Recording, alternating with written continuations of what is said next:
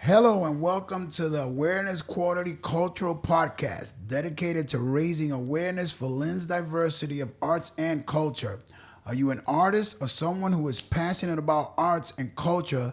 Send a Facebook friend request to Awareness Quarterly or visit Awareness Quarterly's website, www.aqlynn.com. My name is Pablo, and I'm your host for today with a very special guest, my very own, and East Coast International's beloved pastor, Kurt Lange. Hey, thank you, Pablo. Thanks for having me here today.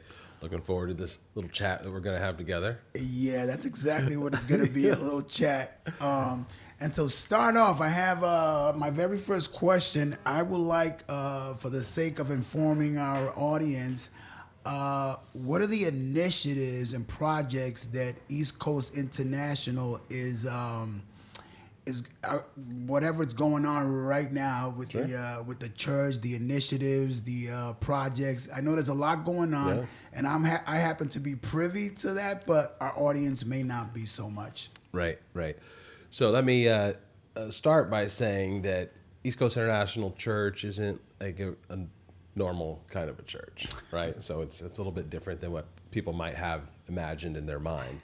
And so we're very hyper focused on the city of Lynn, and we are wherever there is a clear need in the city, we feel that it is our specific and deeply important mission to help meet that need, whatever it happens to be. And so, one of the needs that we have in our city is in the space of recovery. So, we have a lot of folks in the city that are struggling and in the throes of addiction. And so, we do a lot of work in the space of recovery and in all of that. So, we have a program for women in recovery called At the Mansion, which is on Washington Street. Out of that program has come another initiative called the Loft at Stetson, which is just an absolutely beautiful retail store. It's technically a thrift store, but it doesn't look like one. You've been there, right? Yeah, Absolutely. yeah. So it looks like it doesn't look like a thrift store. It looks like a fancy boutique store. I think it's the I most like beautiful. to just go hang out there in the book section. Yeah. It's. I really authentically think it's one of the most beautiful stores in the city. I would agree. And so but it's not that store helps us fund some of the recovery things that we do, but that's not its primary focus. The primary focus is, in fact, to hire women that are coming out of prison, women that are in recovery, or women that have been trafficked. And so that's really the clear and primary focus of the Loft at Stetson. That's just like a couple of things we do. You know? Yeah. And so you've touched on a few things that I was gonna ask you about, but I would like to for you to explain a little bit more about what's called the Haven Project Sure. and Catalyst Housing. Sure. So back in 2009, 2010, we began to have a front row seat to kind of this hidden epidemic in our society, which is young adults between the ages of 17 and 24 that are housing unstable. So whether it be homeless or people that have experienced homelessness, we have a huge crisis, and it's driven by a lot of factors. But one of the major factors is that children that are aging out of foster care oftentimes have the state has failed, or society has failed, or or people have failed, and this child, or they're a young adult now, but this child has no one in their life. It's literally just them. Now, try to imagine being 18 years old in Lynn trying to find a place to stay. You don't have a mom or a dad or an aunt or uncle or grandma or a grandpa. You don't have anybody helping you. Try to afford to live in this city right now, it's pretty tough.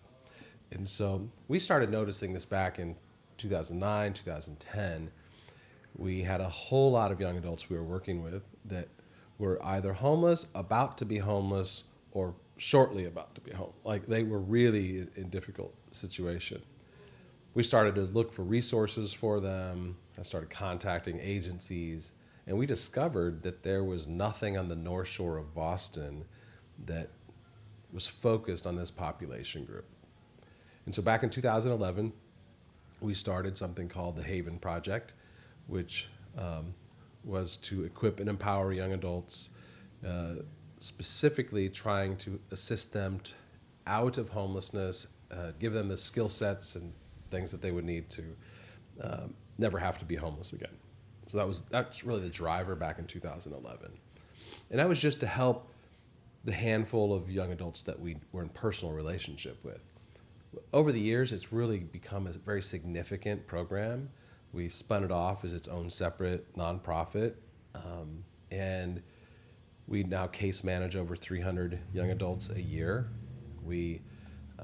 Which is a great that we're able to do it, but it's really actually quite tragic that there would even be that many young adults that need that kind of a service. And we're literally just scratching the surface of how many young adults need these kind of services. And so that's what birthed the Haven. We then spun off another initiative out of the Haven Project called Land of a Thousand Hills Coffee Company, which is our job training center for young adults that have experienced homelessness. And that's been going for a few years now. So that's the cafe downtown Lynn that many people have been to. So if people are wondering, wow, how did this cafe get here? It's our job training center. And a lot of people have no idea that that's what it is, right? And so that helped us